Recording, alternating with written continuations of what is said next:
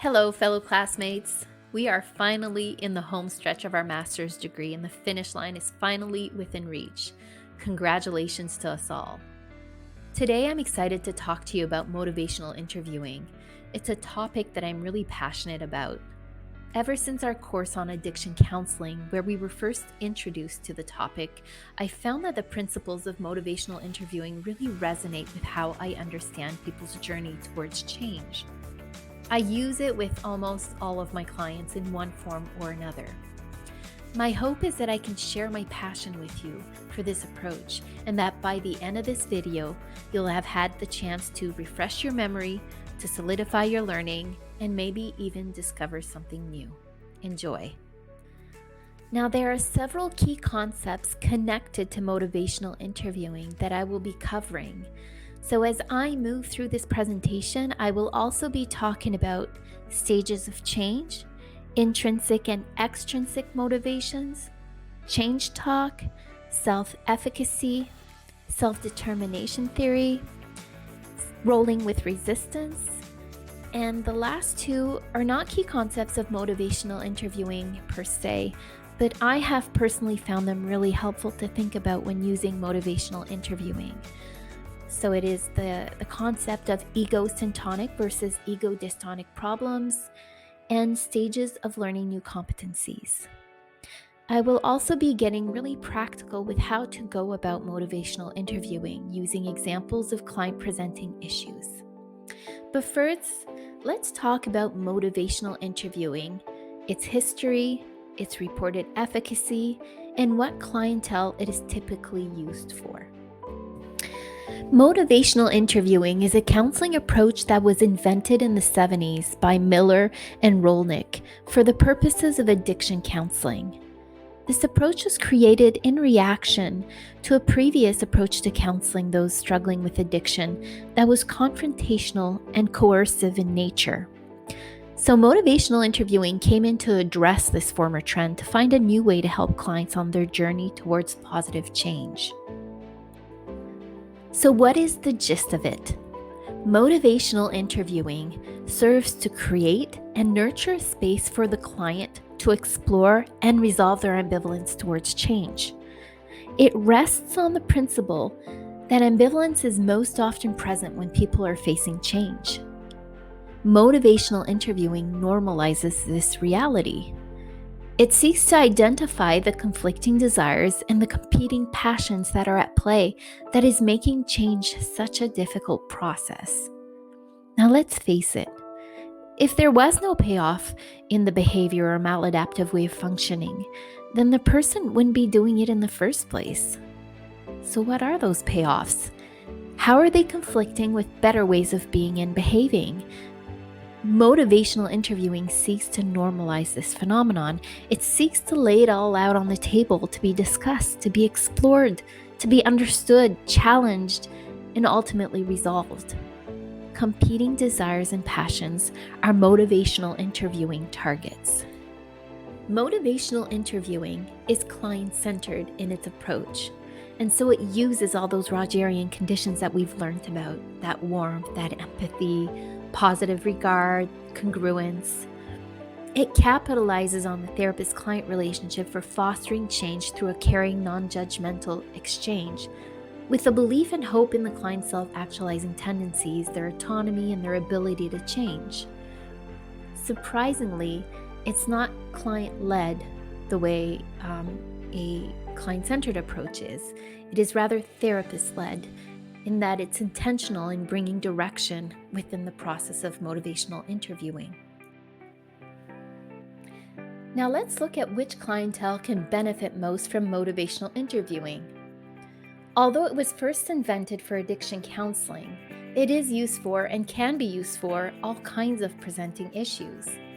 As I mentioned earlier, I have found it useful with almost all of my clients, with perhaps the exception of those who are already completely motivated for change. Now, there's a plethora of studies about motivational interviewing showing its success in addressing all types of problems. This is not one of those domains where studies are scarce. For instance, I found studies on its successful use for things like dietary behaviors, family engagement for teens with ADHD.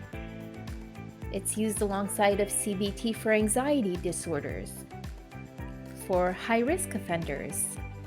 It is used with perpetrators of intimate partner abuse, with people dealing with anger problems, to name a few. So why is it so useful for all types of presenting issues? Well, I would say because no matter the issue your client is coming in for, the concept of ambivalence towards change will most likely be present. Every client walking through our doors find themselves somewhere along the spectrum of stages of change.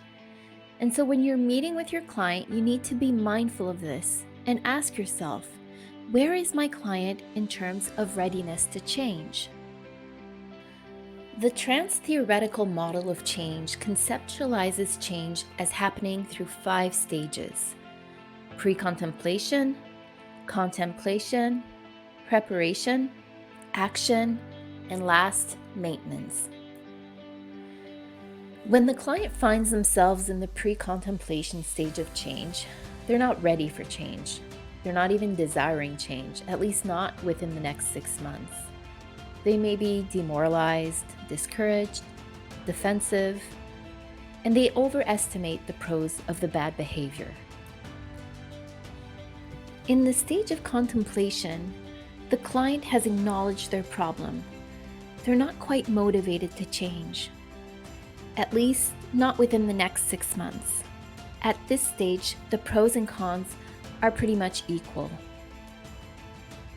In the preparation stage, the client is now taking steps.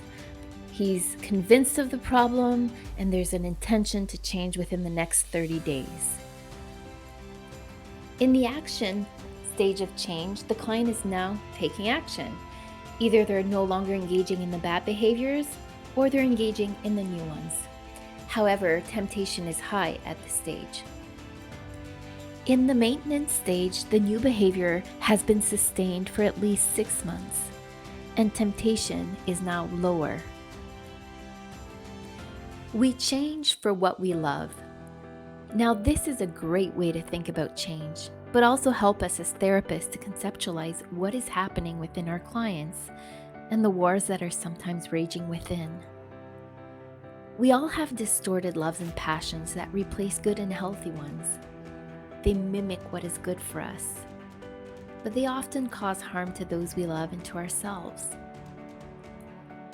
One good example that most of us can relate to is our often problematic usage of social media network platforms. Most of us have what is called a hijacked reward circuitry system in regards to this. We seek instant gratification through likes, through views, through comparisons, as opposed to the people around us that require more work. How often have we neglected real-time friends, family members, spouses, children, because we're too busy scrolling on our phone? And yet, real social connectedness is what we deeply need. This is just one example of a distorted love. So how does motivational interviewing fit into the concept of distorted loves? Well, it goes much deeper than simply making a list of pros and cons to change. It involves digging deeper and bringing to the surface, to the active consciousness, what those distorted loves are and what the payoffs associated with them are, as well as building a vision for what change could look like and developing a passion for better payoffs. Helping a client resolve their ambivalence to change is done within the context of a relationship between therapist and client. It is one where the client does not feel judged or condemned by the therapist. I loved Yalom's way of describing his posture as a therapist, that of a fellow traveler. In my undergrad, one of my professors had said something profound that impacted how I've come to posture myself in my role as a therapist. I'd like to give credit where credit is due, but I don't recall if it was Dr. Ed Welch or Dr. David Powlison. But he said something to the effect of not speaking truth to your client until you've come to terms with how you and your counselee are more alike than not. This echoes Yalom's fellow traveler perspective, that of a fellow struggler in the human experience. In other words, if you don't have a humble approach and a lucid view of your own struggles, your words will be self-righteous and will fall short of helping. This humble approach that I've just described brings me to the first of 4 principles of motivational interviewing. The first being empathy. Then we'll look at discrepancy. Third will be self-efficacy.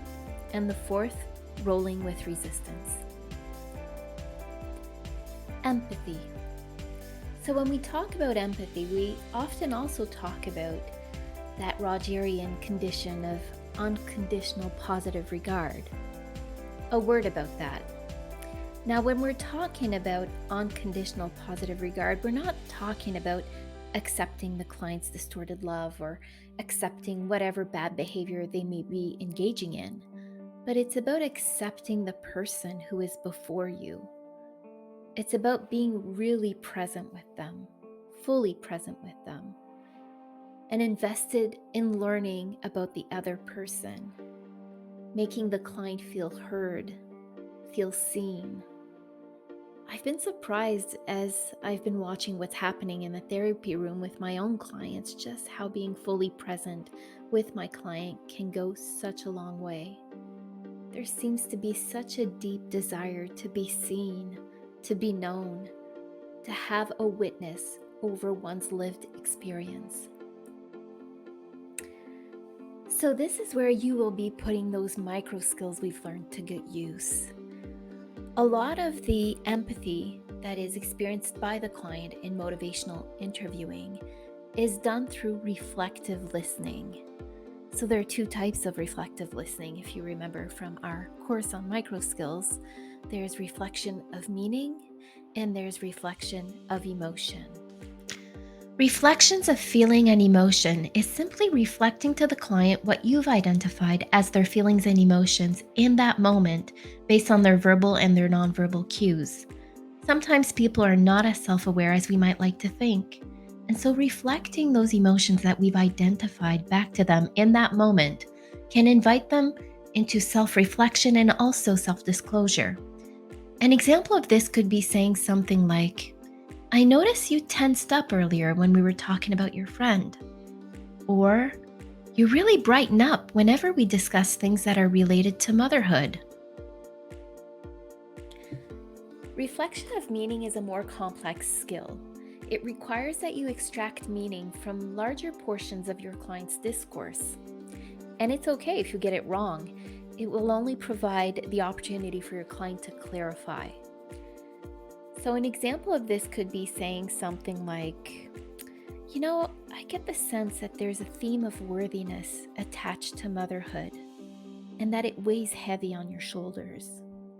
Or, "What I'm hearing from you is that you seem to really value hard work and especially being a productive member of your community." Both reflection of meaning and of feeling work not only to signal your presence and attention to your client, but it also serves to deepen the exploration and bring meaning to the surface. The second principle of motivational interviewing is highlighting discrepancies. So when you're listening to your client, you want to be attentive to contradictions. It could be contradictions between thoughts and feelings. It could be contradictions between what your client is saying and what he's doing. And your goal is not to interpret these contradictions. It's simply to reflect them back to the client and let them expand on. For instance, you could say something like, "You've been telling me things that are really sad in nature. And yet I'm noticing that as you're telling me these things, you've been giggling and smiling." Or you could say something like, "I hear you say that you want a better relationship with your daughter. And at the same time, I'm also hearing you say that you've been avoiding her." And you let the client simply expand. Highlighting discrepancies can help deepen the conversation. It could, for instance, highlight inner conflict that your client may not be aware of, or even highlighting a defense mechanism that your client is struggling with. The third principle of motivational interviewing is self-efficacy. Self-efficacy is the degree of confidence that your client holds that they are able to make change happen, that they are able to identify and draw from their inner and their outer resources to make that change happen. Now, this is important to assess with your client because it is a really good predictor of whether change will or not hold. If you do assess your client to have low self-efficacy, some of the things that you can do with your client is go into perhaps some skills training or some psychoeducation. You might benefit from a strength-based approach where you explore with your client their personality strengths, their character strengths, their gifts, their community support system, and their past successes. A solution-focused approach might also be helpful, setting goals that are achievable, and a CBT approach where you're challenging those negative beliefs. These are all things that can help strengthen and heighten self-efficacy. The fourth principle of motivational interviewing is the concept of rolling with resistance. Stages of change are often not linear, in the same way as changes of grief are not linear. And so you will find your clients sometimes moving back to a previous stage of change, and this can be discouraging. However, it's important to avoid confronting your client. Instead, you can posture yourself as a curious observer and simply roll with it. Posturing yourself as an observer of the problem reminds me of externalizing the problem, which is an intervention from narrative therapy. When you externalize the problem, you bring your client with you as you distance yourselves from the problem, and you explore it as though the problem was its own little entity, apart from the client. This gives the client emotional distance so that emotions don't come and murky up the waters, creating shame and defensiveness. But of course, you do want to get back to ownership and personal responsibility. But taking a little distance for a while can help the process of exploration. So when you're rolling with resistance, you're essentially being a curious observer and explorer with the client at whatever stage the client has slipped back into. There are two types of motivations: intrinsic and extrinsic. Extrinsic motivations are from the outside demand, outside forces that are motivating the person to change. So it could be the desire for reward or recognition, or avoiding negative consequences, or avoiding guilt or shame. They are motivations that are externally driven. Intrinsic motivations is from within. It comes from the person's personal values that they've come to enjoy and really get satisfaction from. Intrinsic motivations have been found to be most successful in bringing about lasting change in people. So when you're going about motivational interviewing, you want to be emphasizing those motivations and appealing to that part of the person that is connecting with and developing a passion to the deeper values that makes humans great. The concept of intrinsic and extrinsic motivations is connected to self-determination theory, which is a theory that understands motivation through three categories: autonomy, competency, and relatedness. The principle of autonomy relies on the concept that motivation for change happens through the client's active choice. So the client is seen through a lens of responsibility, of needing to take ownership for their change, in control of their change, having agency over themselves. They are not seen as a victim of their own whims. The second principle of self-determination theory is competency. Much like self-efficacy, the client is viewed as able and capable to master new skills for change. The last concept of self-determination theory is one that I love particularly. It is that of relatedness. Motivation for change is seen as being increased and facilitated by being connected to other people, as opposed to being isolated. Community and relationships are important. The involvement of other people in the process of change is seen as important. This is a concept that programs such as Alcoholics Anonymous understand really well, and they've capitalized on this concept in their quest for change. I would like to switch gears and talk to you about a concept that I work with when I'm conceptualizing my clients presenting issues that lets me know if I need to go into deeper motivational interviewing. It is the concept of ego-syntonic versus ego-dystonic problems. When we're talking about ego-syntonic problems, we're talking about problems that are connected to a person's sense of self and identity. They are merged together. The client does not have insight into the problem thinking and behavior because they agree with it. From their perspective, it's part of who they are, so it's not a problem. So there's no motivation for change. We see this often with people with personality disorders, although it's not exclusive to that. For example, someone with narcissistic tendencies who has no insight into their problem thinking and way of being could be heard saying something like, "I have the best ideas and all women are attracted to me. Why wouldn't I think that? I'm the best." When we're talking about ego-dystonic problems, we're talking about problems that are not tied with someone's self-identity. There's presence of insight into the problem, and there's motivation to change. And a good example of this could be someone with OCD who's coming into counseling because they're seeking relief from their intrusive thought patterns and their compulsions. Identifying whether your client's presenting issue is ego-syntonic or ego-dystonic can help you determine what stage of change your client finds themselves in. It can also inform you as to where you need to go in terms of motivational interviewing. Now let's get practical as we look over two scenarios. A client comes in because he has encountered multiple conflicts at work over the past 10 years. His business partner has asked that he go to therapy, otherwise he will dissolve their working alliance.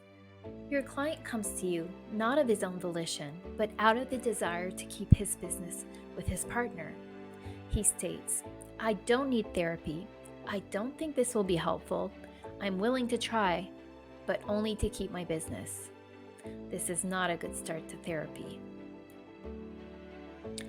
As you work to build your relationship with this client, you really get a sense that their presenting issue is ego-syntonic in nature.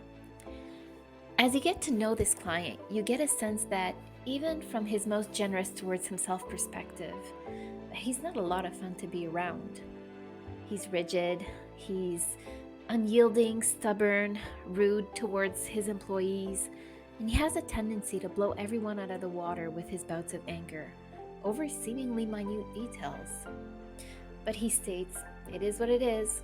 That's how you have to get things done if you want to get things done right."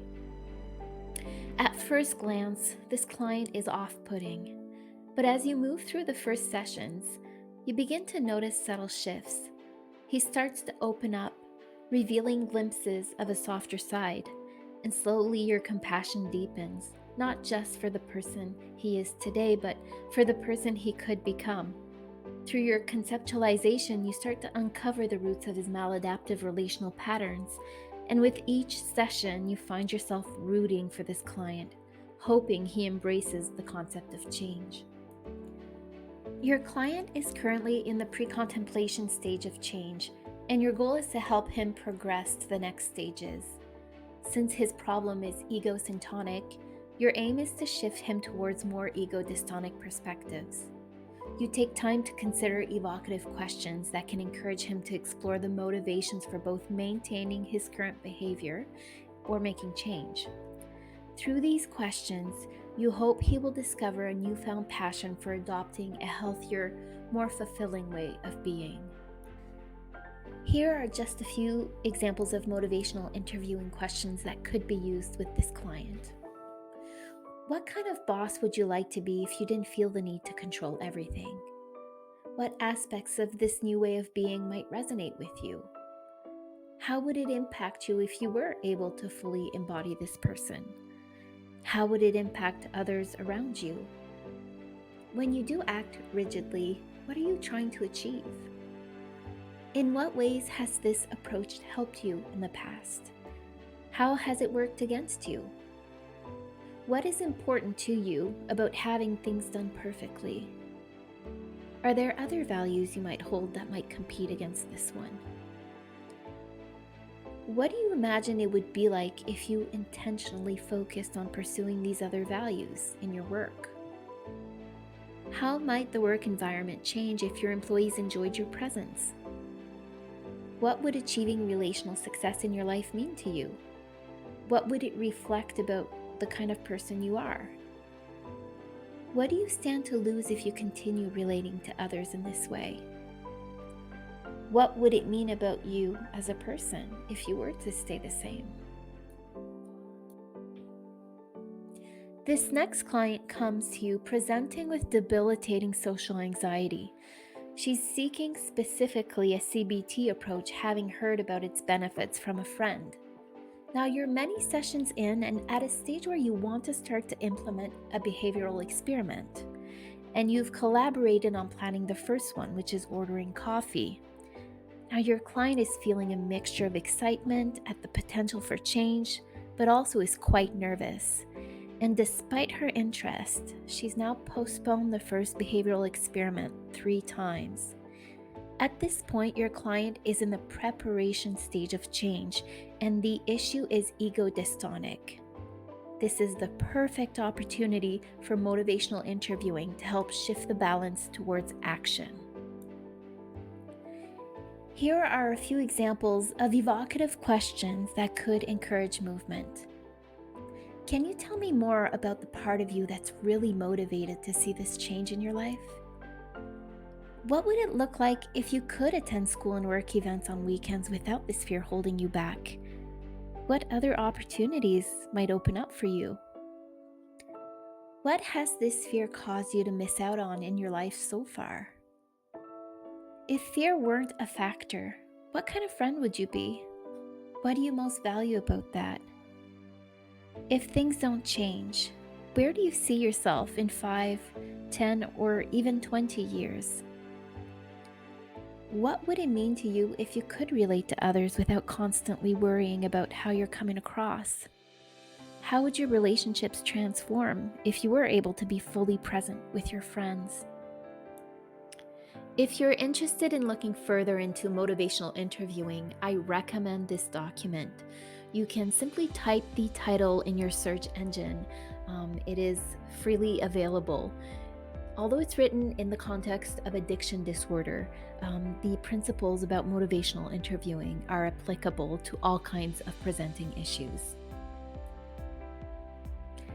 One more resource I really want to highly recommend is the Being Well podcast by Forrest Hansen.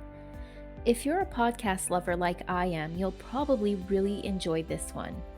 It covers a wide range of topics with insightful guest speakers who bring a lot of value to our field. Now, this is where I picked up the last concept I want to share with you today, which I think really ties into motivational interviewing. It's called the competency model. This model actually dates back to the 60s and 70s, and it's been used in the context of company training. But Dr. Rick Hansen does an amazing job at reframing it in a way that helps us understand how change can unfold in the lives of our clients through 4 stages. I have found that this concept is really useful in counseling. Sometimes clients come in with unrealistic expectations for change, almost like they're hoping for a quick fix or some magical intervention on my part. But when I explain these stages of change to them, it's like a light bulb goes off. They really seem to connect with this idea, and it resonates with them on a deeper level. So here are the 4 stages. The first stage is unconscious incompetency. This is where you have a problem, but you're not aware of it. The second stage is conscious incompetency. This is where you recognize you have a problem. You're aware of it. The third stage is conscious competency. This is where you're actively doing things differently to address the issue. Your problematic behavior or thinking pattern is no longer having its way with you, but you have to actively choose to avoid falling back into old habits. This stage takes effort. For instance, think of the boss with the anger problem who's now intentionally choosing not to yell at an employee after a mistake, or an alcoholic who makes the conscious decision to take a different route from work to avoid passing by a liquor store, or someone with social anxiety who's putting in the effort to engage with the barista at the coffee shop, ordering a drink they enjoy but feel embarrassed to ask for, making eye contact and thanking them. These are all situations where effort and intention are key. The final stage is unconscious competency. This is when the new way of thinking and behaving has become second nature. You no longer have to try so hard to maintain the change. You've practiced it so much, it's become easier. As Forrest Hansen mentions in his podcast, reaching the third stage, conscious competency, is also a great goal to aim for. As I see it, some deeply ingrained life patterns, whether shaped by personality, by past trauma, epigenetics, or temperament, or a mixture of some of those, can sometimes be really tough to shake off. These patterns may leave us with lasting challenges or remnants of hardship that linger. We've reached the end of this presentation, and I'd like to leave you with a quick recap of some key concepts in motivational interviewing. Motivational interviewing was originally developed in the context of addiction counseling, but has since proven to be a versatile approach applicable to a wide range of presenting issues. At its core, motivational interviewing is about creating and nurturing a space for clients to explore and resolve their ambivalence. It thrives on the strength of the client-therapist relationship, which means that cultivating trust and connection is absolutely essential. This approach is both client-centered and therapist-led.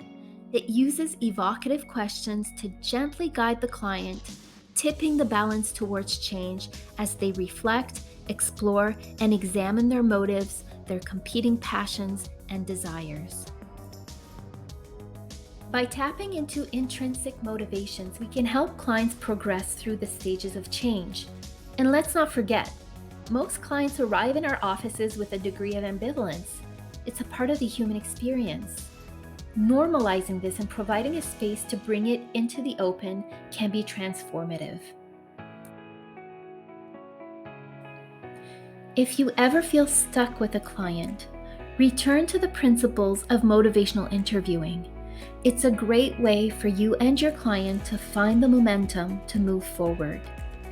Thank you for your attention, and may you continue to inspire change in the lives of those you serve.